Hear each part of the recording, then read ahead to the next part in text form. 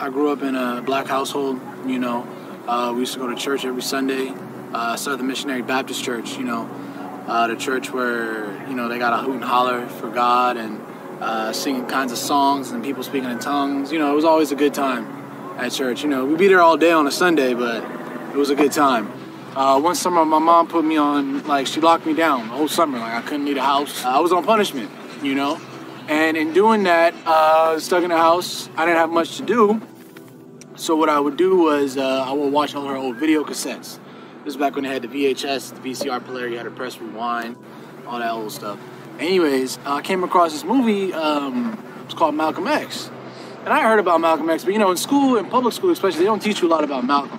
You hear a lot about Martin Luther King, all these other people, you know, the more pacifist, you know, activists and things like this. But I never really learned much about Malcolm X. So I remember looking at this video because I'm like, man, this is a lot of videos. It's 2 videos, like, it's a long movie. So anyways, I pop it in or whatever, and I watched it all the way through. I think it's about 2.5 hours maybe all the way through. And I remember at the end of that video, I was a little bit left in shock, you know, because the whole concept behind Malcolm is that Malcolm, he was never really a Christian, but, you know, he did all of his work in the name of Allah, you know what I mean? And he did his work in the name of helping people, benefiting them. And at the end of the day, he was Muslim, you know. But the problem was that, for me, was that as a Christian, I had learned that if you didn't accept Jesus into your life as your Lord and personal Savior, you was going to hell. Well, I looked at Malcolm and I said, well, Malcolm believed in God. He believed in all these different, you know, he believed in God. But he's going to go to hell because he didn't believe in Jesus the way I believe in Jesus? And to me at the time, that didn't make sense. You know what I mean? I didn't want to go to college. I knew I didn't want to go to college, but I knew I had to do something. I knew I had to get out of here. I knew I had to get out the city. So I ended up joining the Army. I joined the Army in 2008. Yeah, about 2 weeks after I graduated, I was in the Army. 2 weeks after I graduated from high school, I was in the Army.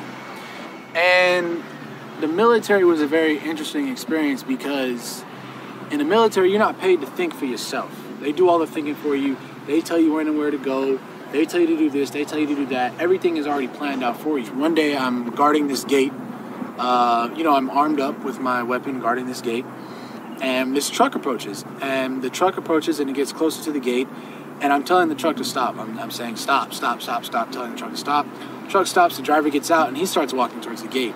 Well, I tell him, I say, you have to stop. You know, I'm yelling at him, stop, stop, stop, stop, stop, stop. And the whole time he's coming at me, he has this smile on his face. So I'm thinking in my head, this man is crazy. This man is loony. He's out of his mind. I don't know what's wrong with him.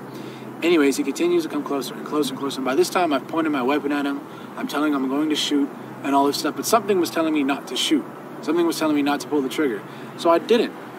And what happens is that he approaches me, and from his underarm, he produces his paperwork, telling him that it was okay for him to get in the gate. Well, in the conversation I'm having with him, I'm telling him, you can't come into the gate. You're not welcome in the gate. And I'm like, didn't you see me pointing this weapon at you? Don't you know I could have shot you? And the man looks at me, and he, you know, he's speaking broken English. His English is very broken. He looks at me with a smile on his face, and he points his finger to the sky like this, and he says, I only fear Allah. And in my head, I'm like, all right, dude, whatever. Like, you know what I mean? Like, you got problems, you know what I mean? You out here defying guns and stuff. No, you're tripping out, whatever, right? So what happens is that I come back out to California about October of 2011, and then I took my Shahada at Farouk because I knew a guy that actually was going there at the time that I had met through some other friends that was going there at the time, and he invited me to come through and take my Shahada. And, you know, one thing that I would say to everybody that's watching this, or, you know, to anybody that's interested in Islam, is do not hesitate to go out and do the research and visit a masjid. You know what? I'm not going to lie to you. Yes, it may be a little strange at first. Obviously, it's going to be strange. You're doing something new. You're looking into something that that might potentially change your life. And it's a bit overwhelming at first.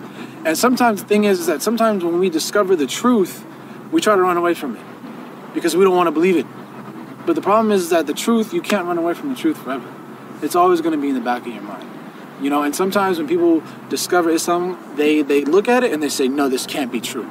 They think they know it's true, but they back away from it because they're scared of the truth, you know? And in that sense, you have to understand is that, yes, the truth is a little bit scary sometimes, but it's still the truth, you know?